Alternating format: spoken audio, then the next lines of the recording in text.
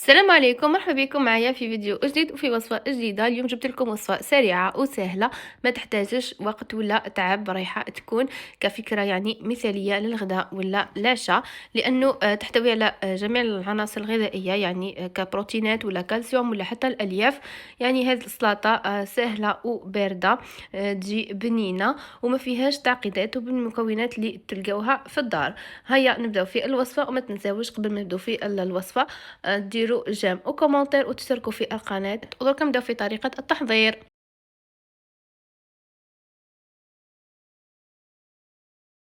اول حاجه عندي هذه المكرونه اللي كنت استخدمتها. تقدروا تستعملوا المكرونه تاع الالوان ولا هذا النوع، ولا تستعملوا تاع القمح الكامل، راح تكون افضل. انا هذه المكرونه كنت غليتها في شويه تاع الماء والملح حتى طابت لي. من بعد هنا نبدا نحط لها في البروكولي اللي كنت فورته، ومن بعد نبدا نحط هنا عندي شويه تاع الخيار، الزيتون ولا الكورنيشون والطوماط سوريز اللي كنت قطعتهم كامل صغار. ومن بعد نحط لها شويه تاع السناريه او الزروديه اللي تكون مبشوره. بعد هنا نفوت لاصوص تاع الفينيغريت اللي نحتاج فيها مغرف صغيره تاع لاموطارد وثلاث مغارف كبار تاع المايونيز. وهنا عندي علبه تاع الياغورت ناتور اللي نحطو راح نمدلها بالنار روعه، شويه تاع المعدنوس، شويه تاع زيت زيتون وشويه تاع الخل، ملح والفلفل الاسود.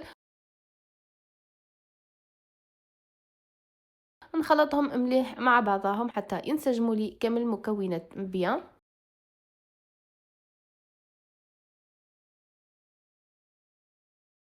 ومن بعد هنا نبدا نخفف الفينيغريت تاعي بشويه تاع الماء، هكا يعني حوالي ربع كاس تاع الماء او اقل.